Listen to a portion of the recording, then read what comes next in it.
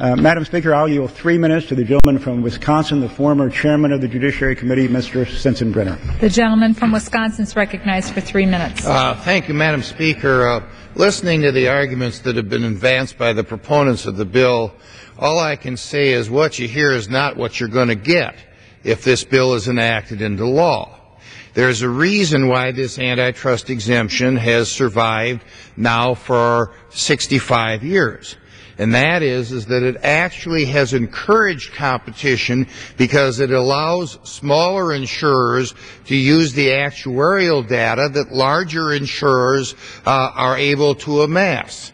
And if the smaller insurers can't get this actuarial data, which is what will happen if this bill is enacted into law, then they will either be gobbled up by the larger insurers that get the data in-house, or they'll go out of business. And as a result, there will be less competition rather than more. So what you hear today about competition is not what you're going to get if this exemption is repealed. Now, repealing the limited exemption that the health insurance carriers have under the McCarran-Ferguson Act is at best going to change little and is worse going to be counterproductive. As the CBO concluded in October, repealing the exemption would have little or no effect on insurance premiums. Little or no effect on insurance premiums, because state laws already bar the activities that would be prohibited under federal law should the bill be enacted. Instead, additional regulatory burdens on insurers will likely be passed down to the policyholders in the form of higher premiums. This, my friends, is the majority's higher health insurance premium bill in the name of competition. It's not going to happen. The bill would subject to new federal enforcement a variety of ongoing collaborative practices among health insurers that are currently permitted by the states because they allow the small insurers to compete. Now, shouldn't we be for small insurers? Shouldn't we be for having new companies enter the market? This bill will prohibit that.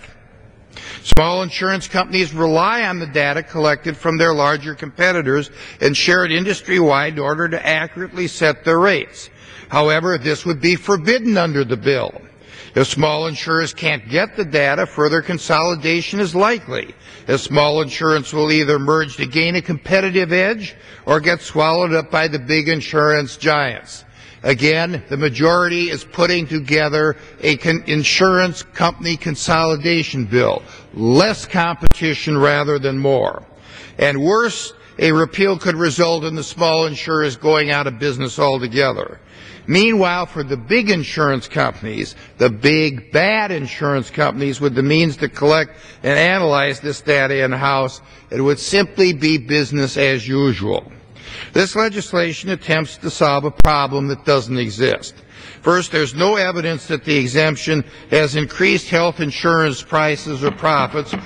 May I have 2 more minutes, please? Madam Speaker, I'll yield the gentleman 2 more minutes. The gentleman has 2 additional minutes. Or contributed to higher market concentration.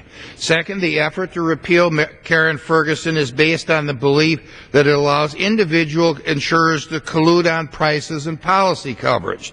State laws prohibit insurers from bid rigging, price fixing, and market allocation to restrain competition.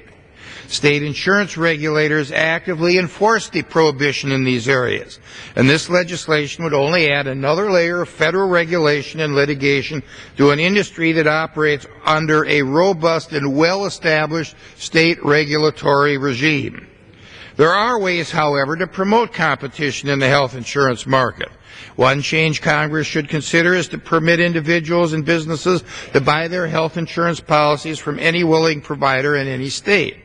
Under current law, an insurance firm registered in one state may not cover individuals in another without registering in the second state and being subject to all its taxes and laws.